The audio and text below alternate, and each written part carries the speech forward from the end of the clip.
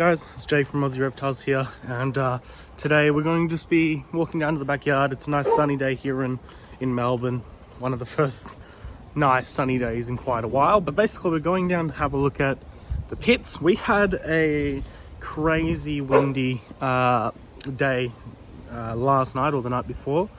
It was absolutely hectic, and I've got to show you guys something which could have destroyed my pits.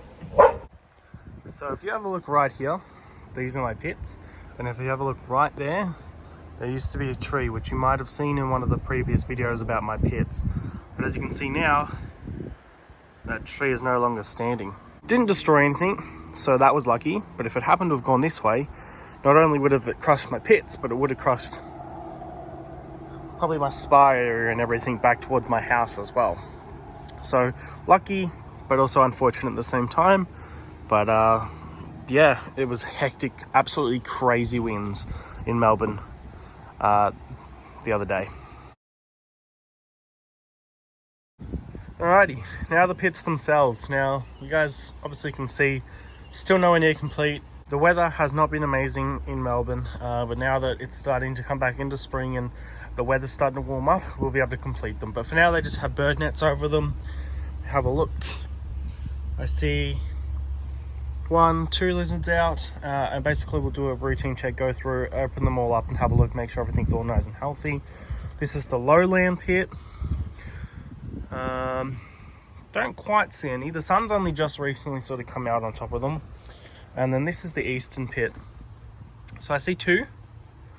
So one's there, and then this one's actually kinked the skink. Now he or she it's basically been dwarfed. The previous owners that I got them from, she was a rescue, or she was a rescue. But she is not very large at all, and her spine is absolutely deformed. So she's really benefiting from out here in the natural light. But anyway, let's take the covers off a little bit, get in there and have a look. Alrighty, so you bring across the little step ladder. That means you can get right up and over. Easy enough to then step down into the pit. So here we are. Stay out, Lexi. So right now, as you can see, it's just the 2 blue mountains that are out in this enclosure. We also have 2 Vic Alpines. Soon to be 4 blue mountains and 5 Vic Alpines as well. This is the girl, and this is her boyfriend. So obviously, being mixed out here with Vic Alpines, I can't control who breeds with what. And now, Alpines are Alpines. It's not like I'm making hybrids or anything like that. If a Vic Alpine brings to the Blue Mountains, so be it. I don't really care. It's still making a cool blotch blue tongue.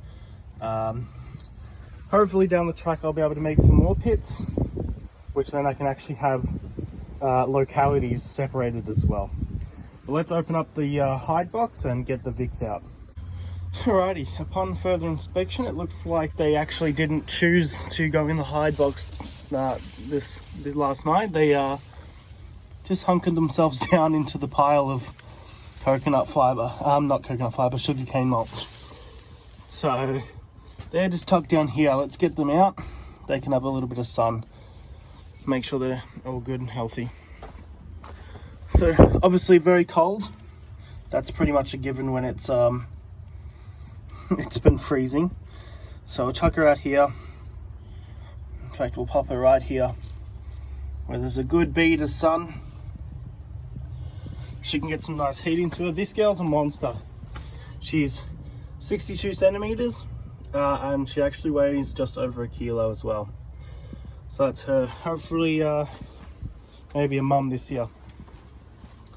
Alrighty, and here's her boyfriend. So they were tucked up together, so they do like each other. They are, as I said, a partner. Get the sugarcane mulch off. Now, why they decided to not go into the actual sheltered box, I mean, that's completely up to them. This guy's a beauty. Got some nice maroon reds to him. He's not very happy, but some semi-decent striping and some Beautiful maroon reds too. Chuck him next to her so they can get some nice sun. Now these Blue Mountains guys, these guys have been coming out the last couple of days, even with basically atrocious weather. They've been coming out soaking up some sun. So whether or not they're getting ready to possibly do some breeding, who knows? Whereas the Vic Alpines, they're still tucking themselves away. Now Blue Mountains, they're much more, I guess, adaptive to super cold weather. They come from literally where it can snow. So they're a quite dark solid black, which means that they can, being that solid black means that they can absorb a little bit more heat. So they can come out for a little bit, soak up some rays, and then run away and hide again. Whereas these guys, not as much black into them. Still pretty beautiful, but not as much black. Anyway, that's the Alpine pit. Let's put the lid back on that and move over to the Lowlands. Alrighty, so here we have the Lowland pit. This one, a little bit more heavily planted. It's got a few more logs and stuff and a few more hides. Now there's only 5 in here currently. There is also a few others in my room that are still young ones, so they're not quite ready to come outside yet. But this summer they'll be out in the pits, getting used to an outdoor environment. Now let's step in here and find everyone and have a look. Whoa, well, they got stuck. So I can see right off the bat, there's a guy there on his way out of hiding. And then there's also a guy down here. Now I've got to be careful stepping in places because they will sort of burrow, especially under the plants and such. But as I said, the sun's only just sort of starting to come out. So obviously they're not tucked away. I mean, they're not fully out yet is what I actually just meant to say. Now, pop you there for a second whilst we put the hide back on. This hide's good. It's black, so it absorbs a whole lot of heat. Like me just touching up there, I can feel that that's nice and warm.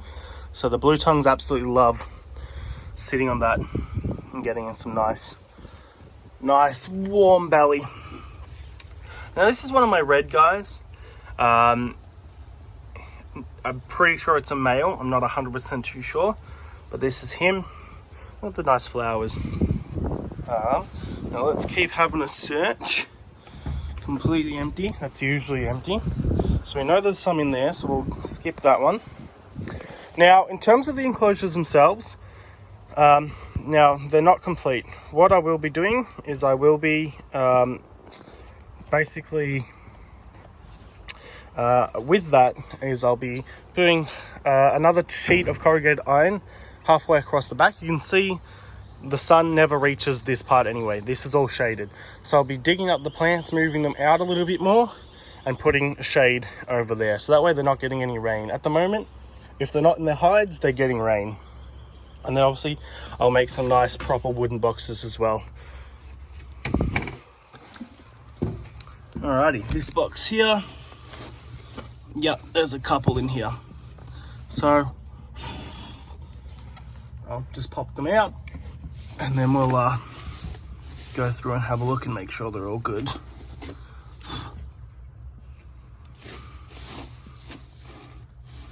Yeah, I had a feeling these guys would all be together.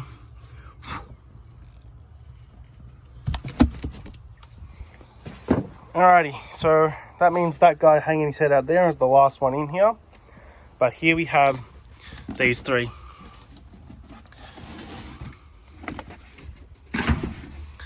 Now these 3 are pretty much just your most standard lowlands you can get. Nothing special at all. These ones are a trio. Again, they're all mixed out here, so anyone can breed with whatever. But yeah, you got your red. That guy out there, you'll see he's kind of cool looking as well, a bit unique. And then you got these ones. So, bit cold. Now, boy in the middle with the few red markings, that's from, I guess, battle wounds. So he's the boy and the other 2 are girls. Now they did breed for me last year, but then unfortunately nothing actually came from it, no babies, which is unfortunate, but that happens. Now what I'm going to do is, before we get that guy out, I'm going to quickly take some photos of these guys sitting here like this.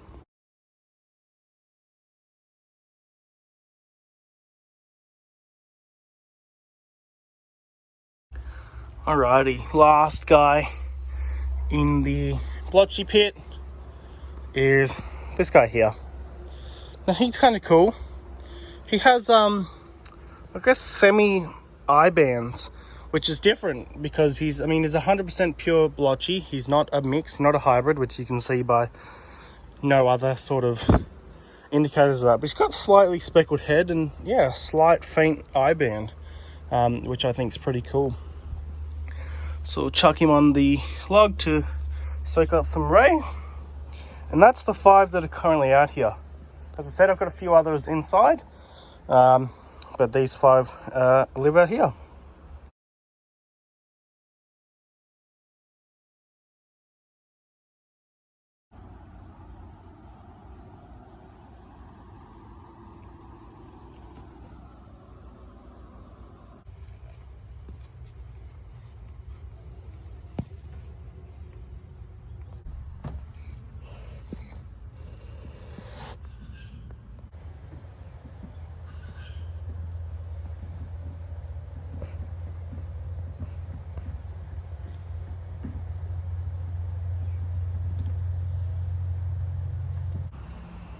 Alrighty guys, thank you for watching. I know it's another quick one and another video. Hopefully now I can sort of put out videos a little bit more frequently. Hopefully, at least that's the plan.